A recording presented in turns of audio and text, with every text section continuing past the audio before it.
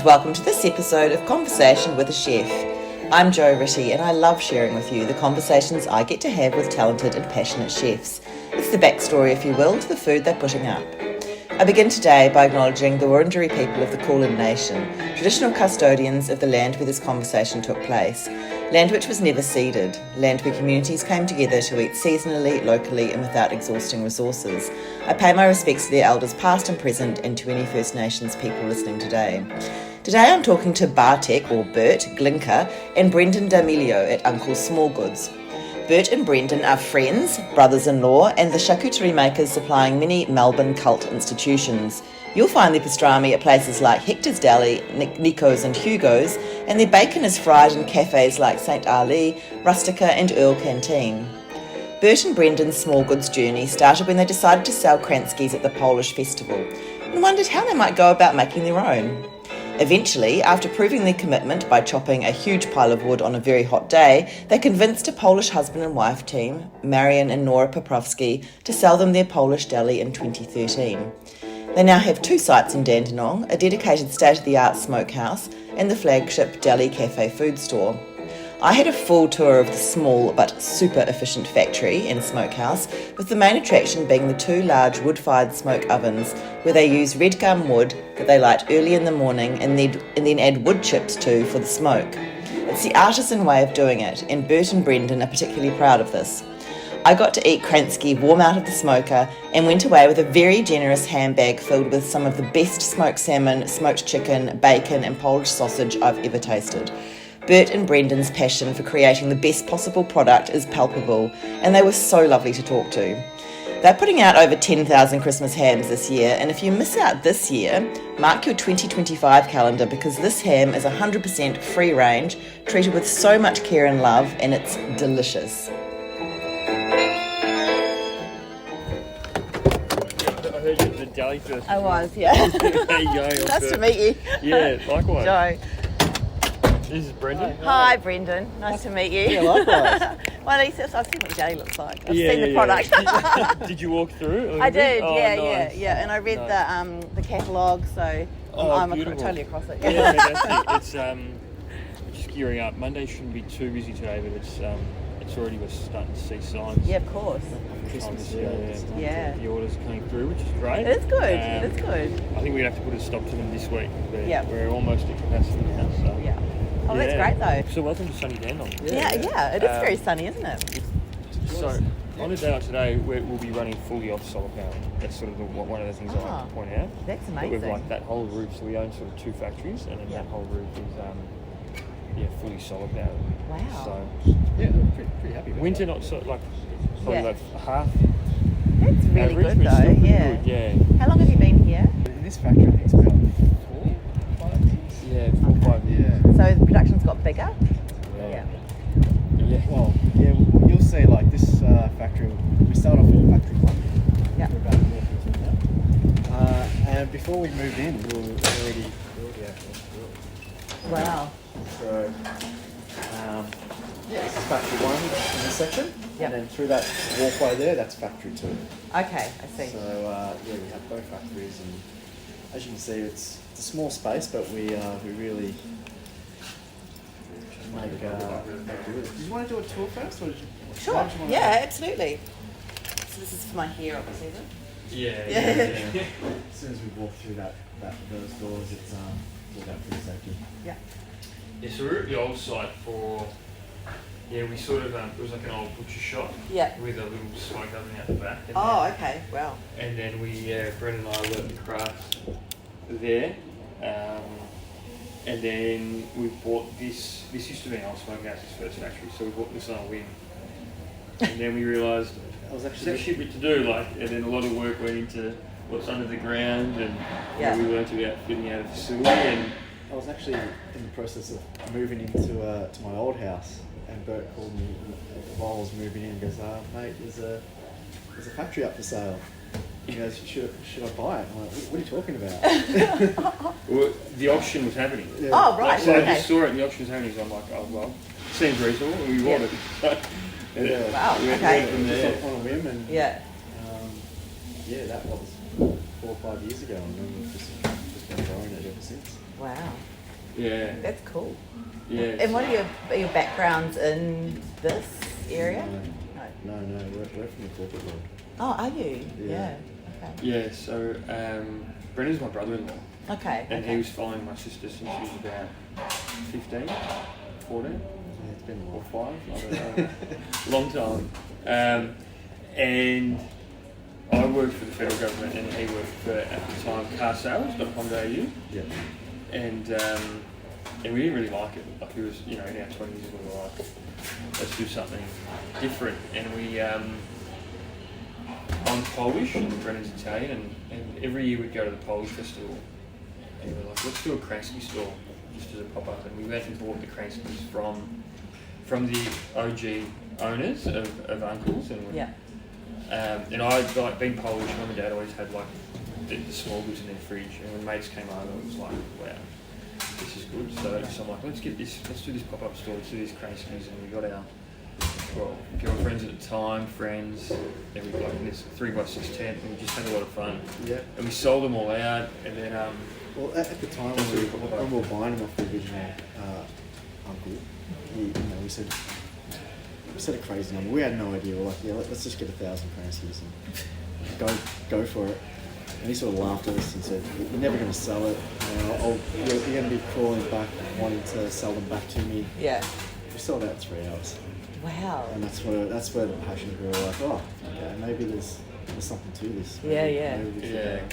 And this obsession then came about with, wanting to learn how to make Smallgoods, and then those owners, they were getting a bit older and they didn't want to sell to us. They were like, you guys are too precious. Like they'd sort of known me as one of the Polish kids in the community, and they were like, you're university educated, why would you do this? We didn't have an option. All right. And we were like, that, and then eventually the old fella goes, well, because we kept persisting, he goes, come out to the back of the lot on like a summer's day like today, and it would have been like at least 30 degrees. There was a scorcher. And he got this big delivery of wood out the back, and he just gave us a couple of axes, and he goes, have a go. And then we sort of started from there, and he was out there for a little while. We were out there for a little while, and then he came out and was like, first lesson in business, that you've got to know what it takes to do everything, like to sort of do every job. And it sort of went from there. It's very Karate Kid, isn't it? It was. Wax on, wax off. Yeah. He was big on lessons. Like, it was a good mentor for us, to us. He's since passed away, but he would always pop in and give us advice. He was a little baby, but he trusted it with us to continue the legacy. Yeah. And here we are. So this was sort of always our dream, to get a production facility like this, and we're pretty proud of it. It's not a huge amount of space, but we do things pretty, I suppose, efficiently. Yeah, and we try and things make come in and out the door pretty as quickly. best we can. So we don't hold a lot of product. We try and process it within 1 to 2 days. Okay. And it's basically out the door pretty much within 3 or 4 days. And you'll see once we walk around the reason why we do it that way. So are you butchering as well? No, we used to at the old place. Okay. But as you'll see, we don't really have the space to be able to bring in full carcasses. Okay. So we've got great suppliers, and we get them to cut it to the specs that we need. And then we're not butchers by trade, no, but we're small smokers. So that's true. We do what we're good at, which is further processing. So we concentrate on what we're good at. So everything comes in through, I suppose everything gets properly checked through here, so it doesn't enter the production facility unless it comes to our spec. We only use certified free-range pork and beef and chicken. So come on through. I think, what are they making? Oh, Frankfurt today. Yeah. As you can see, this is where we do all our manufacturing. So it's tiny. It's a tiny space, yeah. Right. So we're at our sausage making section right over here. That's an automatic sausage filler. So we link the sausages to our specification, to our size, weight. most facilities, Smallgoods manufacturers would have a bowl cutter. That's how you would make like your frankfurts, your hot dogs, that sort of. That's the consistency it would come out like. We don't have the space for that, so we've gone and sourced an emulsifier, which is this basically like a coffee grinder or like a meat grinder. It's very smooth, isn't it? It is. It's smooth. It doesn't take up a lot of power or space. Yeah. But it does the exact same thing as a bowl cutter. So a lot of places in Europe will use them. So Poland, Germany, it's quite popular. But we have to make do with the space that we have. Yeah. So It's about five people that are working here at the moment. I think we've got break time. it's break time at the moment. Yeah. So and we're running this facility almost 24 hours. So that's the great thing about these machines. Press a button and we can operate it. It becomes a lot more easier than what we used to have to do back in the old place. So we've got like our netting, our trimming section here. If we need to do any small trimming. And then we'll inject our meat. So brining it. So our hams, our bacons, any big cuts of meat, we'll brine it. We'll use the injector. Back in when we had the small facility, we used to do everything by hand. Oh wow, yeah. Which was very time consuming and you get an inconsistent product. So it all really depended on how much you squeeze that trigger to determine how much brine or pickle that good product you get. So some Christmases, you do a bone-in ham, instead of it weighing 8 kilos, it might come out at 9.5 because you just squeeze that extra too much. So this allows us a little bit more consistency and that sort of thing. And then we'll tumble our products. So we've got like this machine over here to our left. That's like a giant cement mixer. Basically our hams, our bacon would go in there, and it'll just massage it. So it'll be under vacuum. So being under vacuum, it'll draw all the brine into the fibres of the meat. So really curing it, but also producing a much more moist and juicier product. And then with the massaging, that also helps with that as well. Does everyone do that? Is that a thing? Or is that an extra step? Well, I'd say for the Smallgoods, it's definitely done by a lot of the manufacturers out there. But your smaller operators probably not. Okay. Because a machine like that is quite bulky, quite large. We did have a smaller version at the old place, but it didn't have cooling, so you have to put it in a refrigerated unit, or you have to really time the time of day to be able to use it. So I'd say it's a pretty specialised machine, like someone. Look, Smallgoods predominantly, like especially some of the more mass manufactured brands, it's about inflating the weight of the original product. So you can now it's Christmas ham season, and I always go into the supermarket and have a look at the percentage of actual pork is. I've seen as low as 58% or something like that. Really? Because you make a lot more selling water, and whereas we, in places like Germany and Poland, you can't call ham if the weight is greater than the original piece of meat. So that's actually like an enforced naming convention, and it's not considered ham.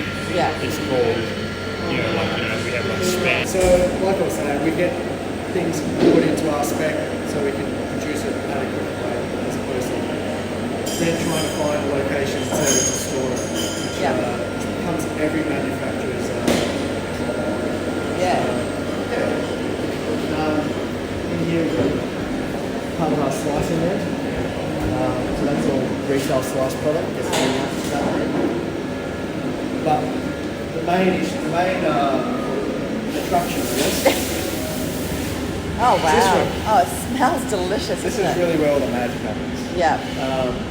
So we've got 2 giant wood-fired smoke ovens, which we still use the traditional way of red gum woods, we light that early in the morning, we tend to it, we put wood chips on it.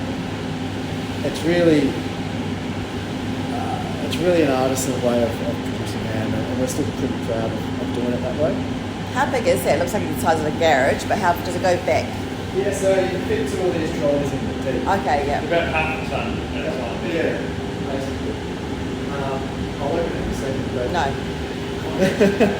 but if you like the smell of smoke and Yes.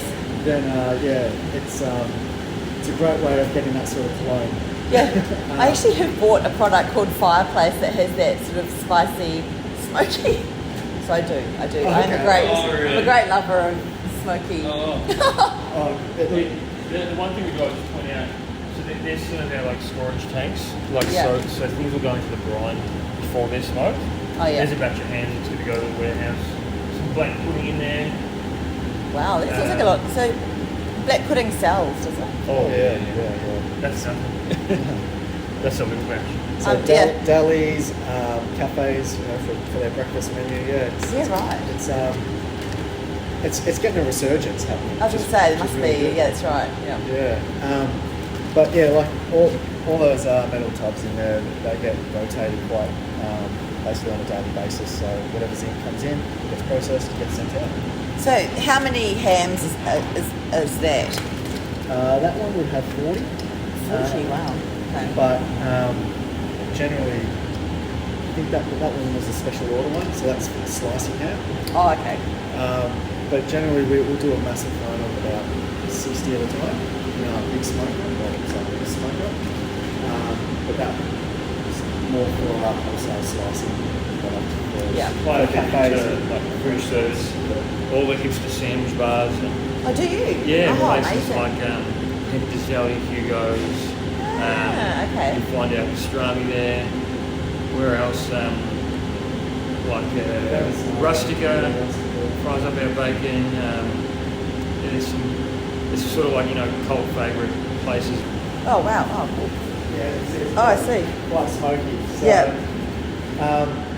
the wood chips, we put that on the fire, and that's what generates the smoke. Okay, I was going to say, it's quite a small fire, isn't it? Yeah, so we don't want it to go overboard because we don't want to dry the meat out. No. We really want the smoke to basically flavour it and also give it colour. So we'll start off by drying the product, and that's where we'll put up a larger or high temperature. And we'll do that for maybe a couple of hours, drying. Then we'll do the smoke. So that's what we're doing next. Oh, that's so good. Nothing like having it. That's like the best sausage I've ever eaten. They're so good. It's always great first thing out of the oven. And it's this is what like I remember in the early days, like when I first made this, it was like a game changer. So what you see inside is belly. So you've got bacon and ham. We sort of call this sausage as like a marriage between bacon and ham. Yeah. This is a proper like Polish sausage. But then I can go back to any other time now. It's so good. But yeah, this was probably one of the biggest purchases we ever did. We went to this expo in Germany. Not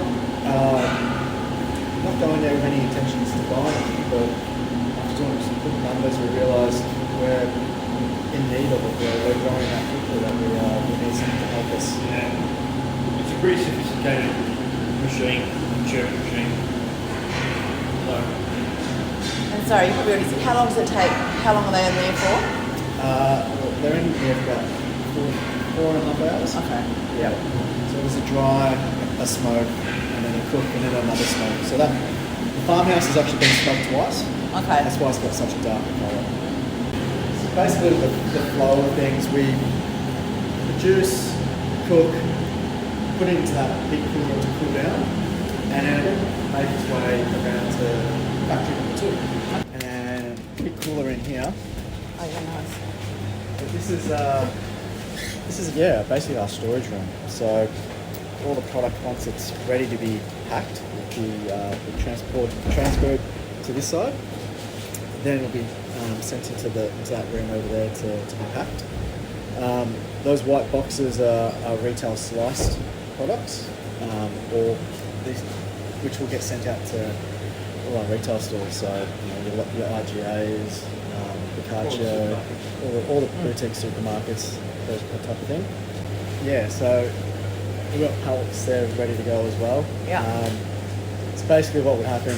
Conrad and another guy, Shree, they'll pack the orders, put it on a pallet, and then at the end of the day, someone will come and pick it up and send it off to our customers. And then this side over here is for all our bulk products, so cafes, delis, restaurants.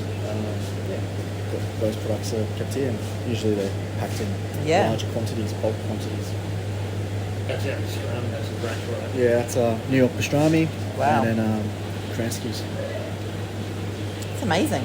And then that room over there, that's just our packing room. So you got slicer, back machine, dip tank.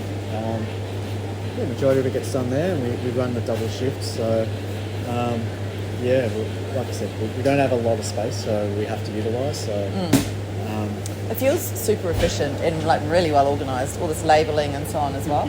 Yeah, I mean, I guess you have to do, but you have to be like. But you would have had to start off with that plan, would you? Did you map it out, or how did you? Sort of, because we had no experience. Yeah. So Would you like to stand outside? Or yeah. Yeah. It is nice in here though. So this is where these guys are constantly packing to keep replenishing the stock over there. So. As we've grown, I suppose there's just been, constantly. You're learning. This constant process of improvement, and but I suppose we often we're pretty big on critiquing things.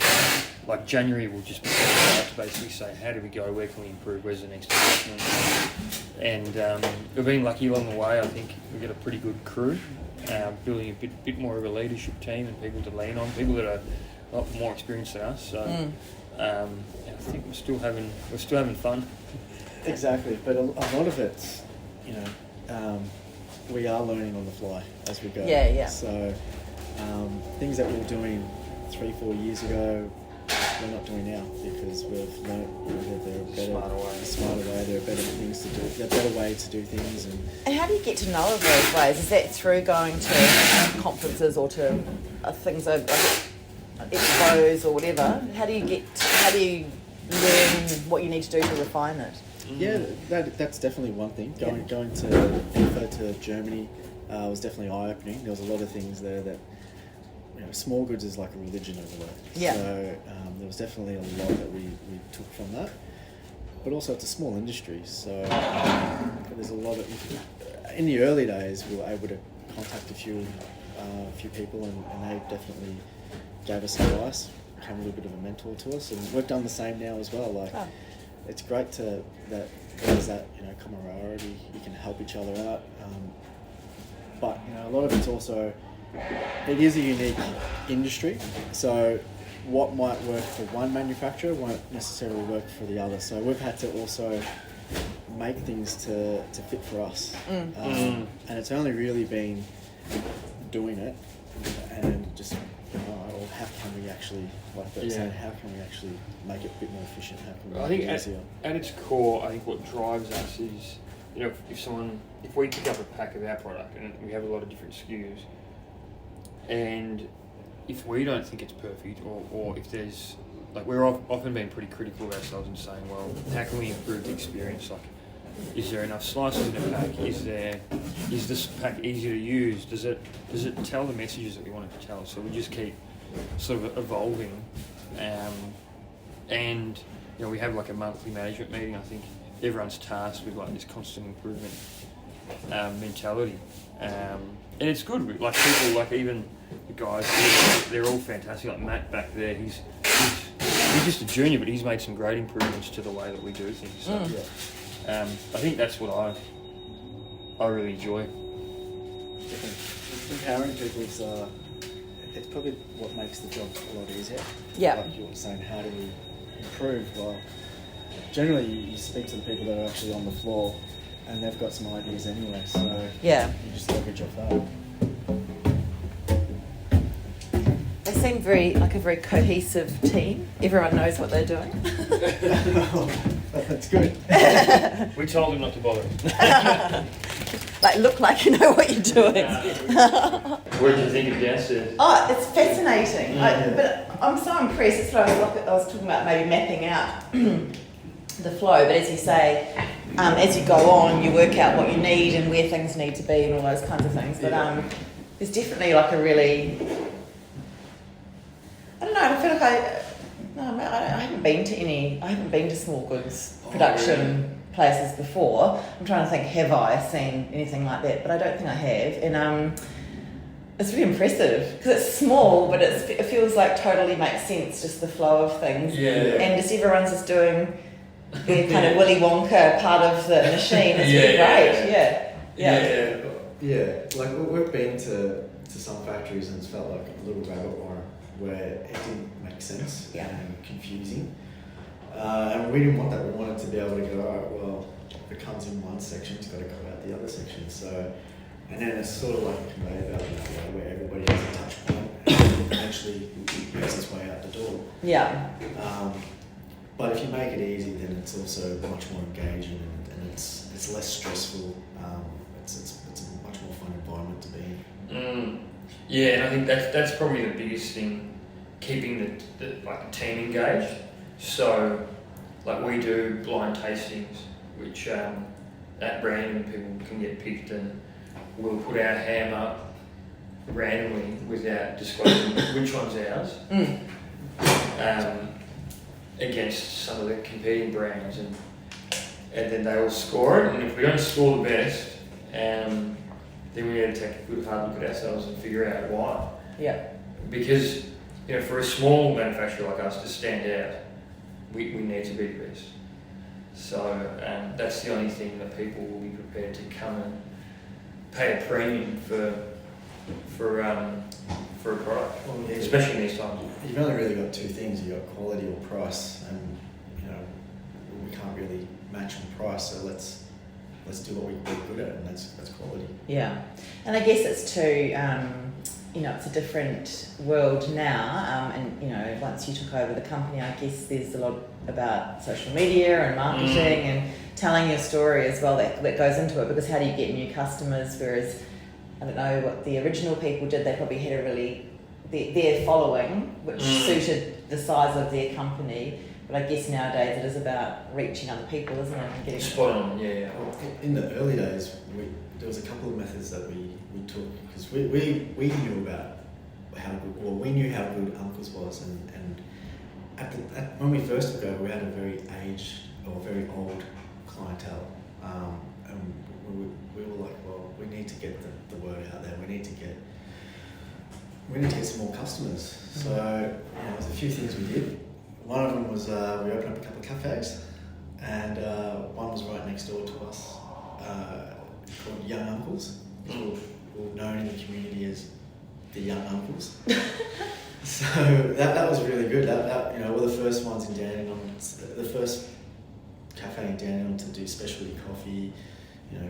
Pulled pork burgers, brisket burgers. The inner city cafe basically, because we realised that a lot of the workers in Dandenong were from the inner city. They just came into Dandenong because that's where their job was. Yeah. So that was probably the first thing that really worked in terms of getting our name out there. And then from that we do a lot more events. We do Melbourne food and wine events, and just put our hand up to anything basically. Just hustled. That was our motto back then. Yeah, we did for Valentine's Day we did a sausage bouquet for Valentine's Day, and it went back in the day, it went sort of like a mini viral. Like Brendan was on the Channel 9, Channel 10 news the day before Valentine's Day. I got called up to be on Nova FM, and it was just it was a real hoot. It was a hectic time. Yeah, we ended up having to shut down the website because we were just getting too many orders. Yeah. It was just one of those classic stories of calling out mates and saying who's free, who can deliver sausage bouquets for us. It was fun. Yeah.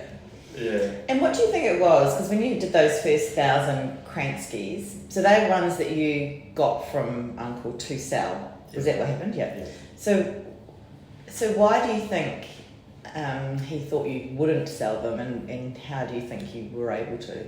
Well, I think, like I said, back then he had an older clientele. So and Polish Festival back then was fairly new. It wasn't what it is today, like 20 years on. So I think, plus, what Bert was saying before, I think he thought we were young and naive. Yeah, right, yeah. But to be honest, we probably we were naive, but... Yeah, definitely. But, when you're young, you take more risks. You're willing to give anything you go, and I think we just wanted to be in the food industry. Yeah. A couple of times we were thinking of buying a cafe or a restaurant. Or a bar, yeah. But they never really resonated with us. Whereas once we did the Polish Festival and we sold those kranskys, because we did the Polish Festival again the next year, and we used another kransky. Oh, that's right. And it didn't sell. The feedback was it wasn't that good. Yeah. So then the year after that, we went back to Uncle's and we used his again, and we sold out again. And we thought, well, maybe there's something to it. So then we really started to pay more attention to the product and learn a bit more about what went into making the product, and that's where we really started to become passionate about the Smallgoods side of things and about the Polish side of things as well, and more artisan food and actually making something. I think that's where I think the passion really resonated with us, as opposed to just having a food business. That's right. Well, I guess both of you have, your Italian side and then the Polish side. It's in your DNA, this idea of making food and so on. I think, maybe we all have that, but I think I come from English, Scottish background. I'm not sure it's the same thing. But so I guess, that it must be something really satisfying, but there's also that link to the past. But I think that it's really important in this day and age that we are, people are, going back to artisanal things, because I think it's a really good reminder of taking the time over products and having that link to the past as well. Oh, for sure. Like going in the early days when we were making the sausages and the products back in the back of the old butcher shop in almost a rundown building, it definitely had that nostalgia of being in Nominal's backyard and making salamis and that sort of vibe. So although it was a hectic time, it was just pure joy, because it brought back those memories. And were they quite happy to give you their recipes, or not? If they had recipes, no. Yeah. Well, I should say before bringing Hugo, the deal was when we went into a partnership together, it was I'll do like administration and sales, and managing. We had a retail store, so managing that, and then Brendan will just make product. But poor Brendan, he was shoved in the back with a couple of Polish old dudes. Do you want to talk to that? Yeah, so it was a little bit intimidating, because at the time I didn't really speak Polish. I didn't really quite understand it, but that's all they spoke, and that's how they communicated. So there was a lot of Polish swearing that I had to learn. Oh yeah, yeah. But also, it was very traditional in the sense that there was no recipes. Everything was done by touch. Everything was done by taste. So you'd make one batch, and then the old uncle would tell us, this is how you make it, and then we'd make it again the following week, and it'd be completely different. And I'd be like, but you told me this. So it was became quickly apparent that I needed to basically create recipes. So we sat him down, and Bert translated, and I wrote down some recipes, and then over time we tweaked them a little bit to really make it a little bit more consistent, but also more palatable. And yeah, since then we now have recipes. Yeah. Yeah. He operated more by which we still need to apply a lot of that today, but his senses, like a little bit of this, a little bit of that. And I'm not sure if you noticed, as you walked past, there was a little grill set up, and they were grilling like that batch of frankfurts, just a little taster, because we want the guys there to be able to pick up if the flavour profile is correct before they commit to making, that 100 kilo batch. Because unfortunately we have been in a situation where we've made a batch and we've had to bin it, so not for a long time, knock on wood, but and there are external factors that could change how the product comes out, so we always test it before we actually fully commit to making it. And that was something he taught us. He would always try it. He wouldn't cook it though, he'd try it. And there's a lot of little things that he did that we still incorporate today. And when I was hanging out in the deli reading the catalogue, I saw that the German sausages, it mentions about cooking them in water, really being really gentle with the skin. So what do you use for the skin? Is it different for each product, or is it? We predominantly, not for all the range, we just use natural casings. So that'll either be some form of animal intestine. Yeah, it's predominantly hog or sheep. So kranskys, our larger sausages would be hog casing, and then our smaller, like our cabana, Frankfurt, that would be sheep. Yeah. And they're quite. There's a not many Smallgoods operators would use natural. They'd use collagen because it's a lot easier to use. Less breakage, easier with sizing, because obviously casings, especially natural, one end of it might be quite thin, and then it might go larger because it's a gut. Yeah. It's just a unique way of working. So the sausages, you can't really just throw them on the barbie, is it? You can. You can, but with the German ones in particular, if you get the Frankfurts that the boys are making downstairs, a lot of people will just boil them and the skin will pop, and you get that sort of like an open sausage. Whereas we make a point of making it perfect, so you just simmer it to the right temperature so that skin will stay and all that juice isn't lost in the water. It's retained in that sausage. But it also comes down to the texture. So the reason why you wouldn't, your kranskys you can grill because they're a thicker, coarser meat.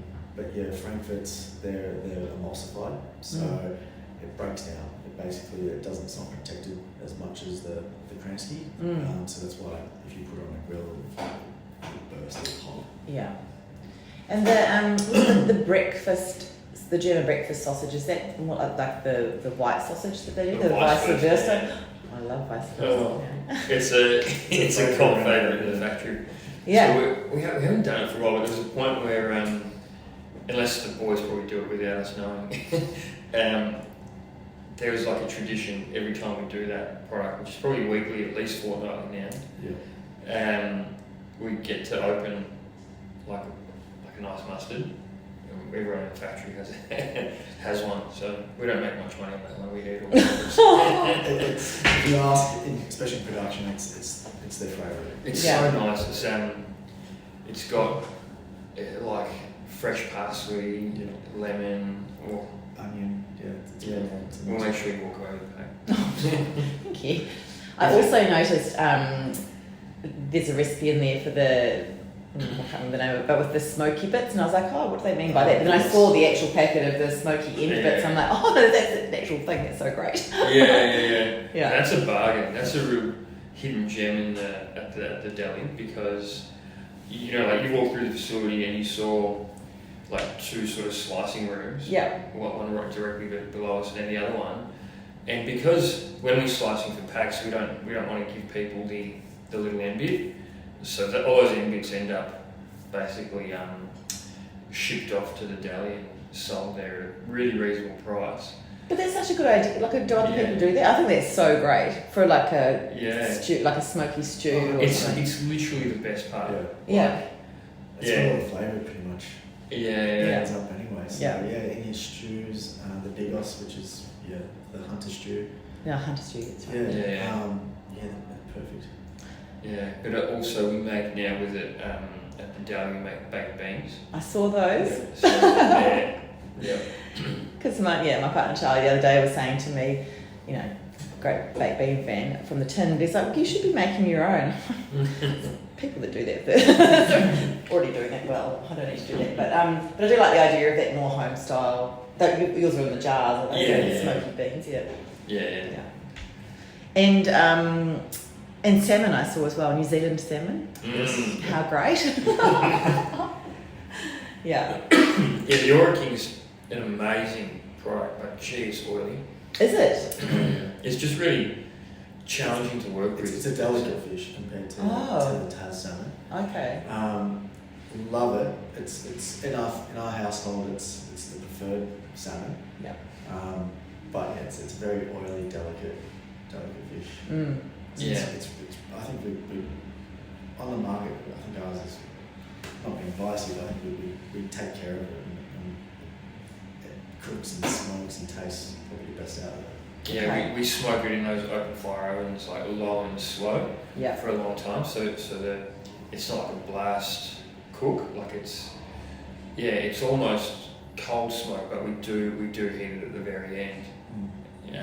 But it gives you this like soft, supple, like smooth texture. It's a really great product. Put on a bagel or on eggs and it's great. Yeah, I'll bring home like a side, which is about 1 kilo. And it's expensive stuff because salmon prices have gone through the roof recently. And I've got 3 little boys, 3 boys under the age of 7 now. Oh. But they'll eat the kilo. So, I couldn't afford to buy it. Wow, that's amazing. Much about teenagers. Yeah. And so Christmas hams, obviously you were saying when we first started talking that you got to cut it off now because you've had so many orders. Has that grown every year? Oh, yeah. 100%. When we first took over, we didn't realise how big Christmas was, or Easter, but yeah, it's massive and the customer base, but also not only throughout the year has it grown, but Christmas spectacularly has grown. Because we're not only just focusing on Melbourne, we're focusing on all of Victoria and some interstate as well. Oh, goodness. Okay. And I guess coming from European backgrounds, we never experienced the Anglo ham tradition up until I met my current wife and. Well, my only wife. my current wife. No, my head's started going up another direction. Love you, Belle. And that's when I think I glazed my first ham. Yes. And it was at the very, it was probably before Uncle's. But then when we did our first Christmas at Uncle's, we realised, we're getting some ham orders here. And then it sort of grew from there.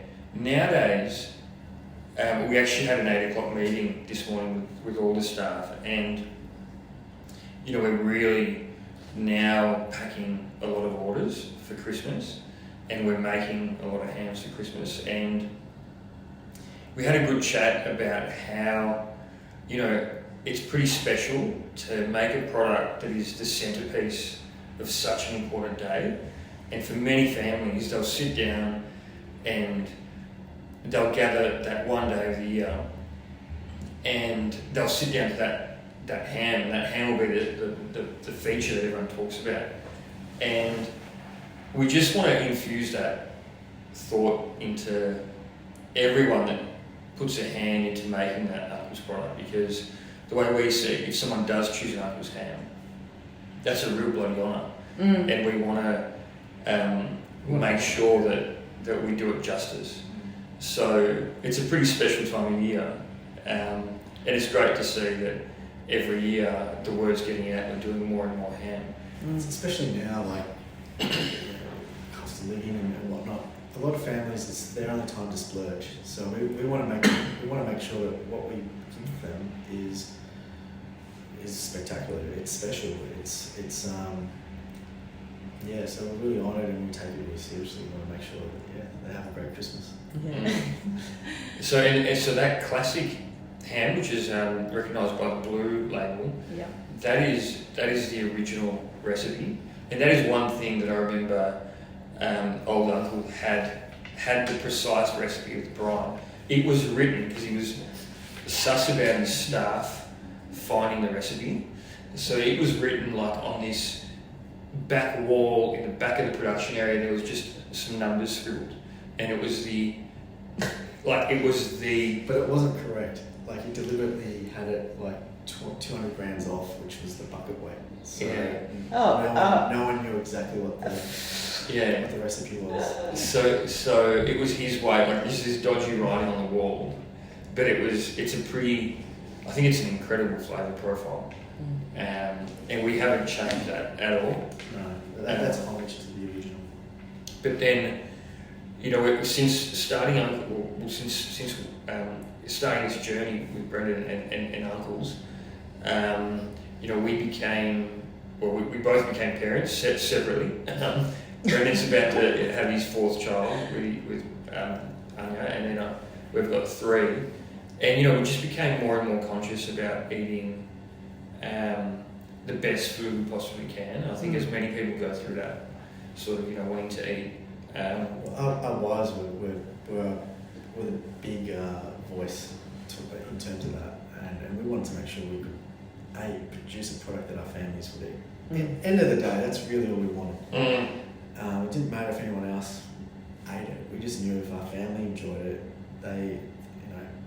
eventually something will happen. Yeah. And then so the classic brine uses a pretty mild amount of nitrites or sodium nitrates that are the most commonly used preservatives. And although the numbers are low and comparatively to what's out there in the more greater commercial scene, we're like, well, what if we make a completely natural brine? And then we start that journey.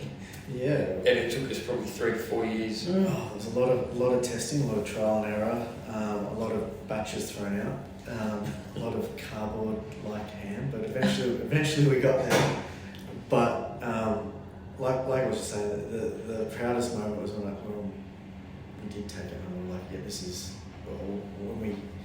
when we made it and we tasted it. We're like, yep, this tastes pretty good. And then we took it home and we got the thumbs up from our wives and our kids. We're like, okay, this is okay, this is good. We're on to something. And then, like I said, to be honest, I wouldn't care if no one bought it. The fact that my family loved it, that was the biggest tick of approval. But now, now it's doing well, and I'm really proud of that product. I think that in terms of all the products that we've made, I think nailing that was probably one of the like a natural ham that actually tastes like ham. There's a lot of stuff. When we were going through the phase, that we were pretty critical, and we were like, there's stuff out there, but it tastes a bit like cooked pork. And there is some great stuff out there as well. But to actually get the colour right, the smell right, and more cardboard like ham. I remember that. Yeah. And how many Christmas hams do you know? What do you do? Oh, well into the thousands. Yeah. There's a spreadsheet somewhere, I think. Well into the thousands. Probably over 10. Yeah. Yeah. It grows every year, and it starts early every year. Yeah. So, this year I think we started mid-October, late October, and it's going to go on to late December. So it'd be up there. But this is the week. So what are we? First week of December, and this is pretty much the week where you will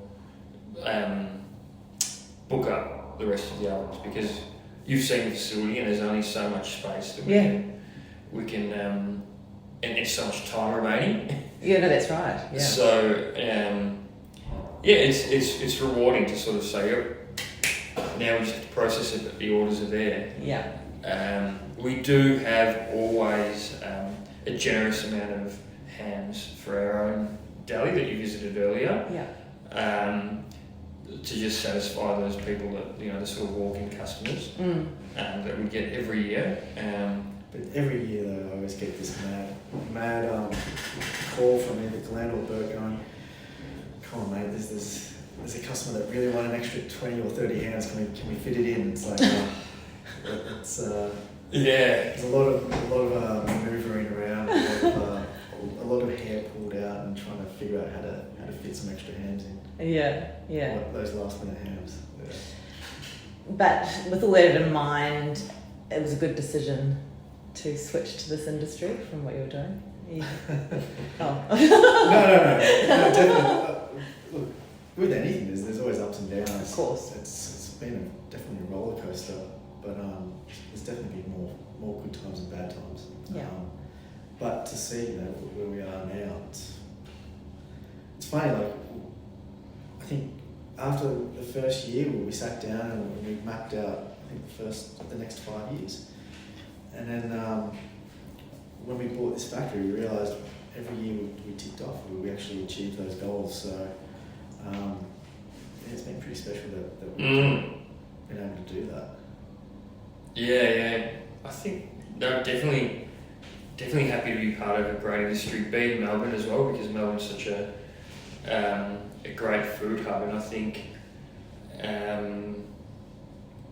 great to be part of the scene, and on a mission to give people access to, you know, good quality Smallgoods. Thank you. Thanks so much for inviting me out. It's been amazing. Yeah, you enjoyed it? Yeah, great. Oh, awesome. Thank you so much for listening to this episode of Conversation with a Chef with Bert Glinka and Brendan D'Amelio at Uncle Smallgoods. You can check out all the goodness on Instagram at Uncle Smallgoods. That's all one word, and it looks a bit strange because there's 2 S's there, but it's Uncle's Smallgoods. Or you can check them out in person, even better, at the incredible deli on Gladstone Road in Dandenong. They also have a really great website, www.unclessmallgoods.com.